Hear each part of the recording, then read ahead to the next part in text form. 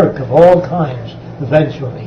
In the next 10 to 15 years, most diagnosticians will be replaced by what looks like a diagnostic machine. In other words, it's much easier to make a laptop computer that's a medical advisor that can recognize all kinds of skin diseases. You don't need a diagnostic institution anymore. In other words, the future will be so fabulous and so different and offer so many new opportunities if we're sane enough to make this transition without going to war. Whenever you go to war, it's a supreme failure of all nations to bridge the difference in values. You live in a very primitive society. Politics was terrific 100 years ago, but today we can surpass the need for politics and move on with high tech and make things available to people without a price tag, debt or servitude, or any of the systems you've been brought up to believe in as being worthy of supporting. We are not civilized yet. As long as there's war, poverty, hunger, need, we are not civilized. As long as we build killing machines or train thousands of soldiers to become killing machines, you live in a false society. And every nation tries to indoctrinate its people to believe in that system. The system we live in today is extremely primitive. And perhaps, as someone else remarked, that the movies of the future about our present-day society will be looked upon as horror films.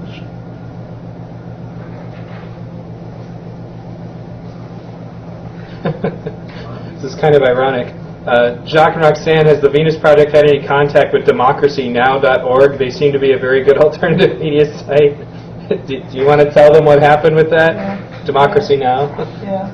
I thought it was really important to contact Amy Goodman and introduce her to the Venus Project. So they had something where you could pay $1,000 and pay your way to New York and have dinner with her and watch the show.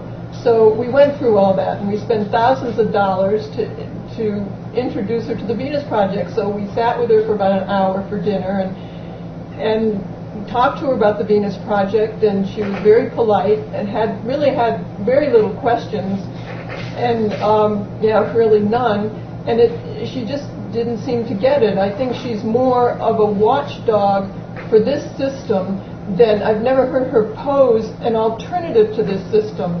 She advocates democracy and maybe equal rights and justice within this system, and tries to make this system more just, but we feel that there is no justice within this system, and we really have to introduce a new one where you don't have to fight for human rights or women's rights or Polish rights or any rights, but it's built in so everybody has access to all goods and services. But she didn't seem to get it. Maybe more people should get in touch with her. Maybe if more people could contact her and have her look into this system, maybe she would. I don't know.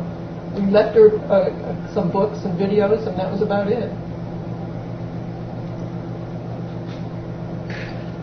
Does the monetary system really have to fail in order to implement the Venus Project?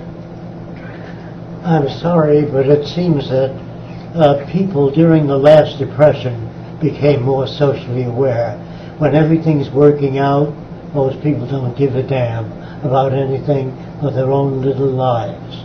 And as long as we're concerned with what's in it for me, you're going to enter into many different social problems.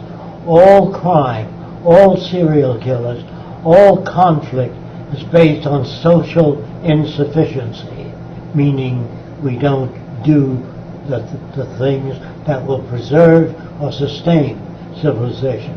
We're a crude civilization that's essentially self-centered at present.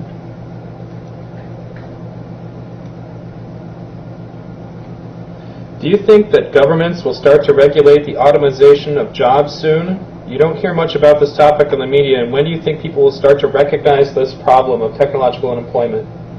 They won't recognize it because it's not out there to be recognized. In other words, these ideas are not out on television.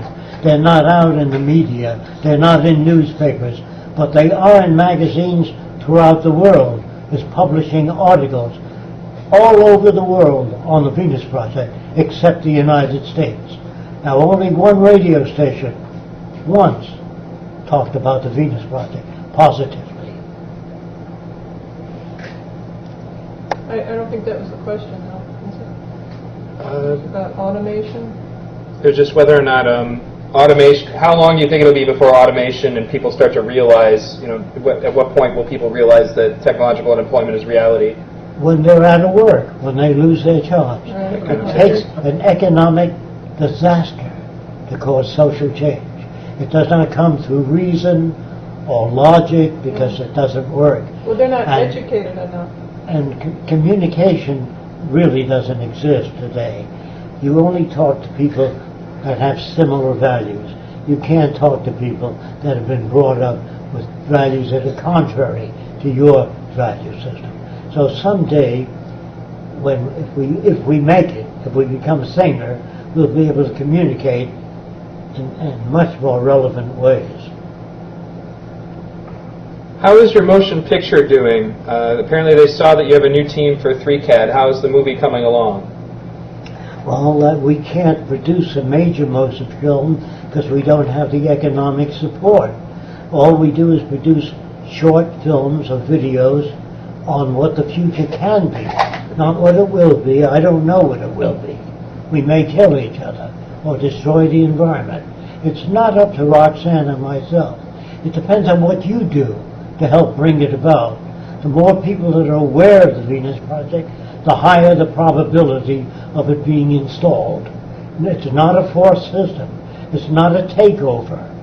It has to do with the decisions people make. We have a pretty good-sized team that are working on animations from Jacque's sketches, and we're going up and back with them and making changes. And we're working on a city right now, and houses, so you can fly over it and then go within the city.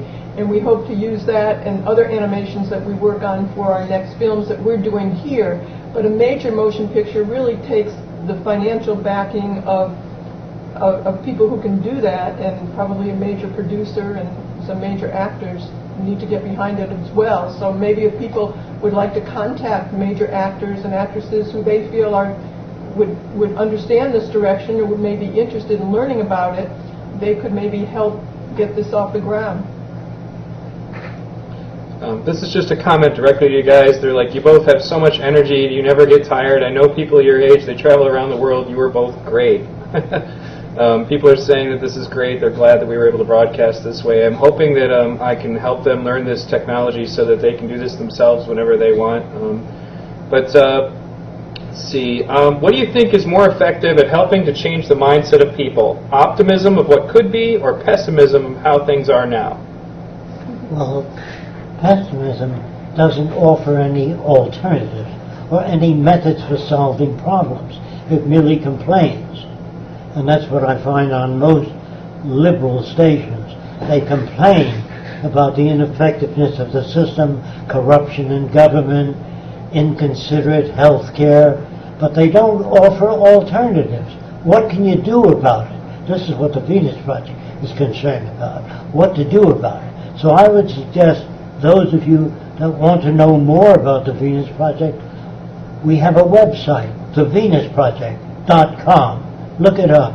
And we have answers and questions, all kinds of questions. So look it up and judge for yourself whether or not you want to become involved in our project.